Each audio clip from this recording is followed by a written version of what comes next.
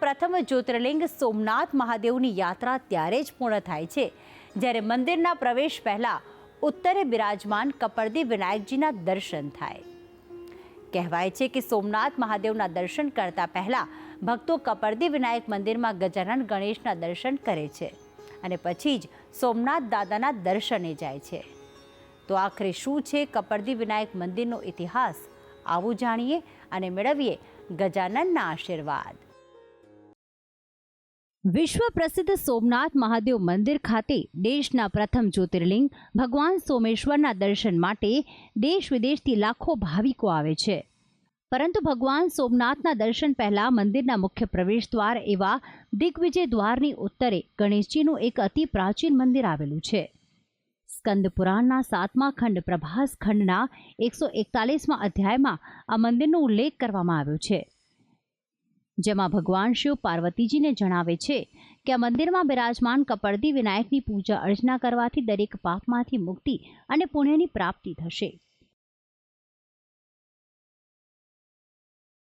કહેવાય છે કે ભગવાન સોમનાથ મહાદેવ મંદિરના નિર્માણની આ મંદિર સાક્ષી પુરાવે છે.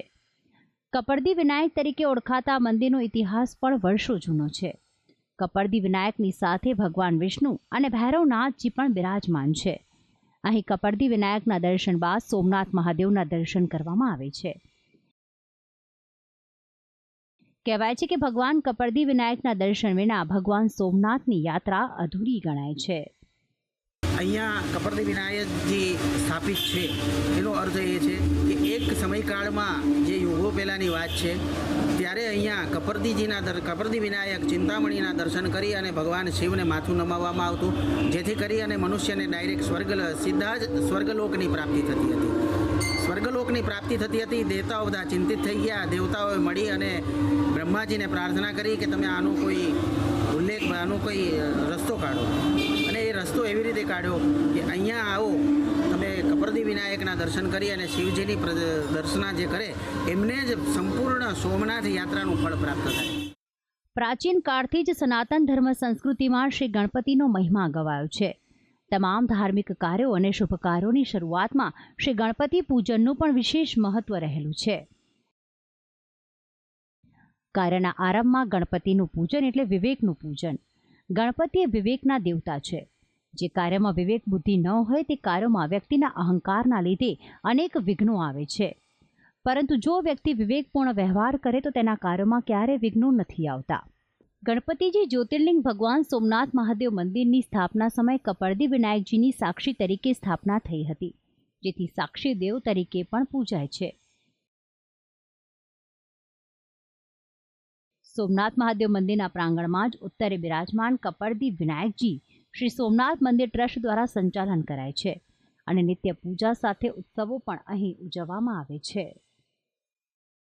एकदंताय विद्महे वक्रतुंडाय धीमहि तन्नो दंति प्रचोदयात्. એવા ભગવાન કપર્દી વિનાયકનું આ મંદિર છે. મંદિરની અંદર નિત્ય ભગવાનને પંચોપચાર પૂજા થાય છે. દર સંકષ્ટી ચતુર્થીને દિવસે ભગવાનને મહાપૂજા થાય છે. દર પૂર્ણિમાને દિવસે ભગવાનને સિંદૂર લેપન થાય છે.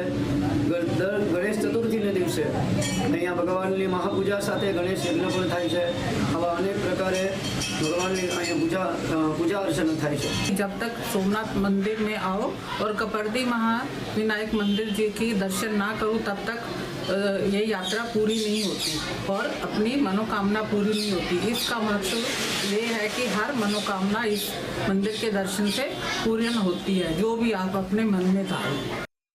સોમનાથ ખાતે બિરાજતા ભગવાન કપર્દી ગણેશનો એટલો મહિમા છે કે તેમના દર્શન માત્રથી જ ભક્તોના સઘળા મનોરથો સિદ્ધ થાય છે. અહીંયા ગણેશ ચતુર્થીનો તહેવાર તેમજ દરેક તહેવારો ખૂબ જ ધામધૂમથી ઉજવાય છે.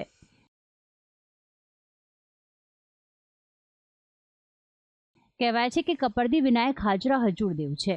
કોઈ પણ વ્યક્તિ શ્રદ્ધાથી કપર્દી વિનાયકને ભજે છે તેમની તમામ ઈચ્છાઓ કપર્દી વિનાયક પૂર્ણ કરે છે.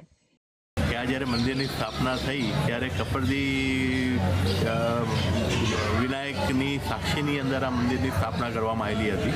તો જ્યાં સુધી તમે કપર્દી વિનાયક વિનાયકના દર્શન કરતા નથી ત્યાં સુધી તમને સોમનાથના દર્શનનું પૂરેપૂરું ફળ પણ મળતું નથી.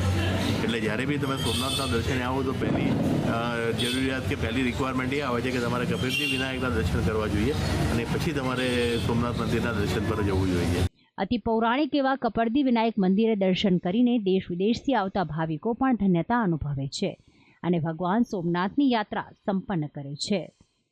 ભક્તિ સંદેશ, સંદેશ ન્યૂઝ, સોમનાથ.